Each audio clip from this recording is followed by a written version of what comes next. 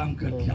साथियों, मैं तो सूरतगढ़ विधानसभा एक जंगल है, उसमें जातिवाद की बहुत जहर और आग लगी हुई है।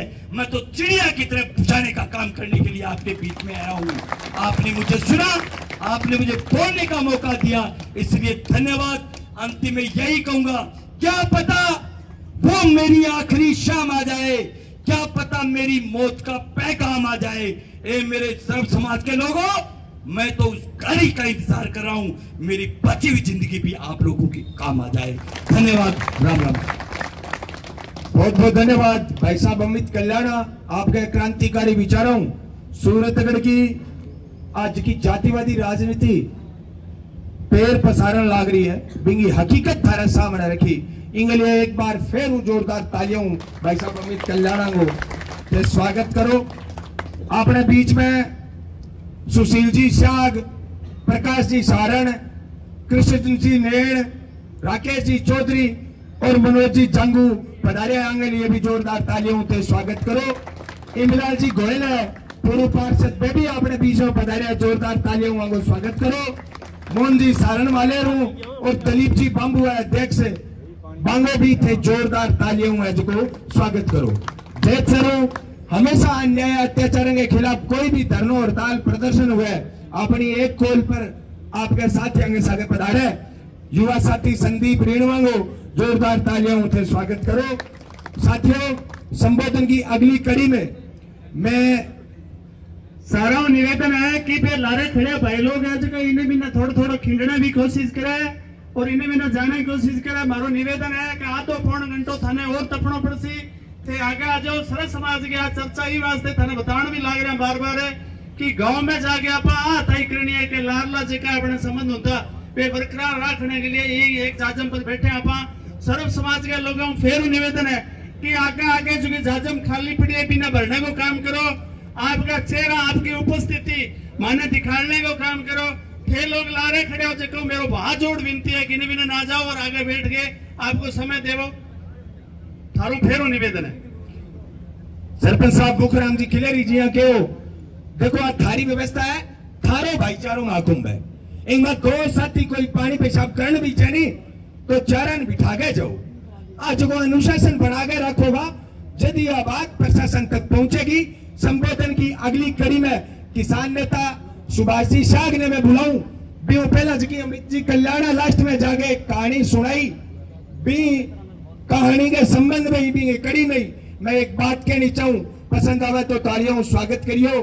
जब भी अन्याय हुए, अत्याचार हुए तो जगह पर अन्याय और अत्याचार हुए नहीं ध्यान पड़े कि बिंगो ऊपर के भी तल लाग रही है।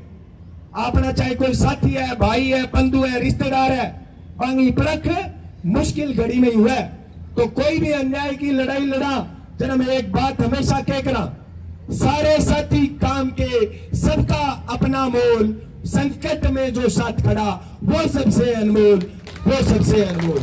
संबोधन की अगली कड़ी में सुभाष जी है, वो अपना उद्बोधन रखेंगे। जोरदार तालियों से इनका स्वागत करें।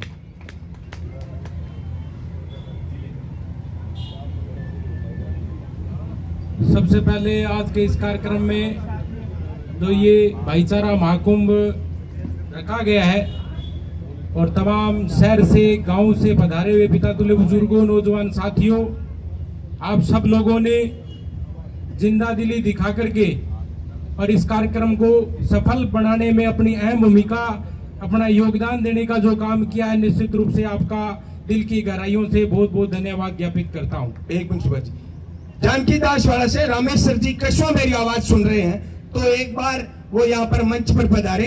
रामेश्वर जी कशो।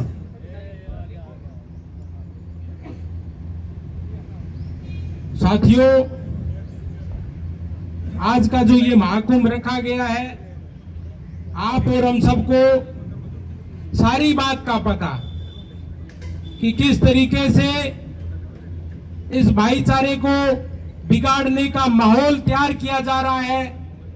लगातार आप लोग देख रहे हो, शहर और ग्रामीण क्षेत्र के अंदर अगर नेताओं से बिजली की समस्या, पानी की समस्या, खाड़े और नाले की समस्या, गुआड़ की समस्या, स्कूल में अध्यापकों की समस्या, अगर इन पे आप अगर चर्चा करना चाहोगे तो सारे नेताओं की जो जबान है वो चुप हो जाएगी, क्योंकि ये वो मुद्दे हैं जिनसे नेता तैयार होते हैं। ये लोग तैयार तो हो गए, लेकिन उनकी तरफ इनका ध्यान नहीं जाता। इनका ध्यान सिर्फ और सिर्फ एक ही रहता है,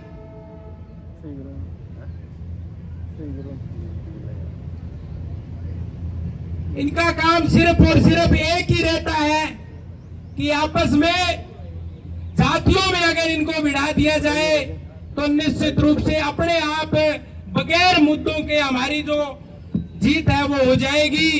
इसी तरीके से ही हमारे सूरतगढ़ विधायक की जीत हुई है डूंगर राम गेदर जी की, सिर्फ और सिर्फ भाईचारा बिगाड़ करके। अगर मुद्दे की बात पर वो आए तो मेरे से पहले वक्ता ने आपको भली भांति बताया कि किस तरीके से हिंद्रासर गांव के अंदर किसानों का एक पड़ाव चला और उसके अंदर सूरतगढ़ के सबसे बड़े सक्षम अधिकारी एडीएम ने जाकर के वो रास्ता खुलवाने का काम किया। विधायक के पेट में दर्द इस बात का हो गया कि उन्होंने डूंगर राम गेदर को वहां पे बुलाया नहीं। एक बार फोन जरूर किया, फोन जब किया तो उनका ये कहना था कि नौकरी तो बहुत दोहरी लगे, पढ़ लिखे लगे। बड़ी अच्छी बात कही, लेकिन उनको बताना चाहते हैं ये वो किसान है जो धरती का सीना चीर करके और सब पूरे देश को अनाज देने का काम करता है। इससे बड़ी नौकरी है नहीं। विधायक महोदय, आपने वो गलत स्टेटमेंट दिया। अगर किसान मजबूत होंगे तो वो स्टेटमेंट भी आपसे वापस करवाने का काम करेंगे। किस तरीके से एडीएम वहां पे जाकर के रास्ता खुलवा करके आते हैं और दूसरे दिन विधायक महोदय वहां पे गिरदावर और पटवारी को भेजने का काम करते हैं। साथियों, मैं बताना चाहता हूं कि एडीएम जहां चला गया, गिरदावर पटवारी का मतलब क्या रह जाता है। लेकिन सिर्फ और सिर्फ विधायक के पेट में दर्द था कि मेरे बगैर पंचायती कैसे होगी, मेरे बगैर मामला कैसे सुलट गया। तो करके गिरदावर और पटवारी को यहां से सिखा करके भेजने का काम किया और उन्होंने वहां पे जाकर के जो काम प्रशासनिक होता है वो करने की बजाय उनका एक ही था कि किसान की गिरेबा पे हाथ डालने का काम किया। साथियों, हम तो वो लोग हैं जितने दिन सांस चलेगी, मैं तो हमेशा कहता हूं वो मरे हुए लोग हैं जिनका खून उबाला नहीं मारता। हमारा तो खून उबाला मार गया कि किसान की तरफ आंगली भी कोई कर देता है तो तकलीफ हो जाती है। इसने तो गिरेबा में हाथ डालने का काम किया। अरे कितना बड़ा अधिकारी होता है, चाहे एसपी हो, चाहे कलेक्टर हो, चाहे आईजी हो, चाहे डीआईजी हो, तमाम सबसे बड़ा अधिकारी है। वो भी ऐसी हरकत नहीं करता क्योंकि उसको पता है कि किसान क्या चीज होती है, किसान कितनी बड़ी ताकत होती है। लेकिन साथियों, उनके पीछे विधायक महोदय का हाथ था। उनको यह था कि हमारा कुछ भी नहीं बिगाड़ेंगे और तो और वो काम करने के बाद राज्य सर थाने में आकर के और राजकार्य का मुकदमा दर्ज करवाने का किसानों पे ही काम किया। दो काम किए, एक तो गिरेबा में हाथ डाला और एक 32-53 का मुकदमा डालने का भी काम किया। साथियों, धीरे धीरे बात का पता चला, वीडियो वायरल हुई। यहाँ पे एसडीएम को ज्ञापन देकर के गए, इस बात के लिए देकर गए कि 5 दिन का समय देना पड़ता है। समय देखो देना ही पड़ता है, कोई कार्रवाई होती है, कोई काम होता है, उसके लिए समय देने की जरूरत होती है। तो 5 दिन का समय देकर के गए और 5 दिन इनके जून तक नहीं रहेंगी, क्योंकि हमारे जो अपोजिशन के लीडर है वो घर पे बैठे हैं। इनके मौज लग गई, जो वर्तमान विधायक है इनके मौज लगी कि हमारे ओपोजिशन के जो नेता है वो घर पे आराम से बैठे। वो ये सोच रहे कि मैं तो 50,000 हूं, गुड़क गयो, अब मैं तो घरों हालू को नहीं। अरे बड़े शर्म की बात है कि आप लोगों को लाख लाख वोट दे करके, चाहे वो पीलीबंगा विधानसभा हो, चाहे सूरतगढ़ विधानसभा हो, 4-4 विधानसभा में भेजने का इन लोगों ने काम किया था। किसानों ने भेजने का काम किया था, लेकिन वहां पे वो नेता किसान के नाम पे सूरतगढ़ एसडीएम को ज्ञापन देने आए तो भी नहीं आए। अरे कितने बड़े शर्म की बात है। ऐसे कार्यक्रम में, ऐसे ज्ञापन में कभी बुलाया नहीं जाता फोन करके कि आप आओ। अपने आप अपना दिल कहना चाहिए कि यार मेरे किसान की बात है। आप क्यों, तो इन लोगों ने वोट दिया था, ऐसे ही आ जाते हैं लोग बगैर वोट के। आपको तो 4-4 बार, एक बार आप मंत्री बने हो, अरे किसान को भूल गए। बड़ी पीड़ा होती है, तकलीफ होती है।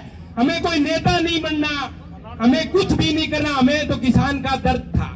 5 दिन का समय देने के बाद इन लोगों ने कोई कार्रवाई नहीं की, और जब छठे दिन यहाँ पे आए तो तहसीलदार ने किसानों का मजाक उड़ाने का काम किया।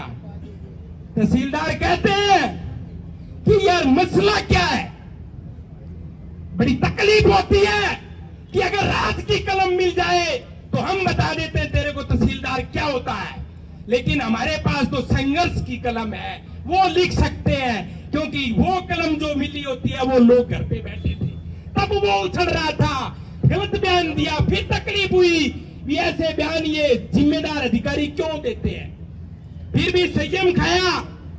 उन्होंने कहा एडीएम साहब आ रहे हैं। एडीएम साहब आए, उन्होंने भी ठीक बात नहीं की साथियों।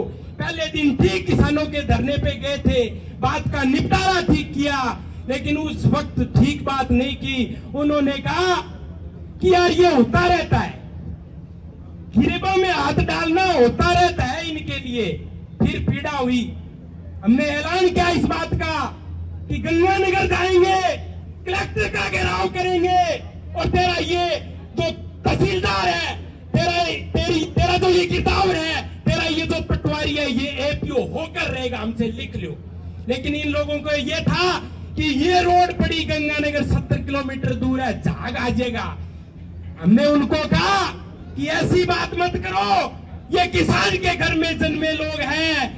70 नहीं, अगर जयपुर और दिल्ली कूच करना पड़ा तो भी पीछे हटने वाले नहीं है। जीत करके आएंगे, जीत करके लौटेंगे। और साथियों, जब भगवानगढ़ हमारी टीम पहुंची तो इन लोगों को पता चला कि सुबह तो ये गंगानगर पहुंच जाएंगे, तो करके रात को पीछे गिड़गिड़ा रहे थे इस बात के लिए, इस बात का कह रहे थे कि हमसे राजीनामा कर लो।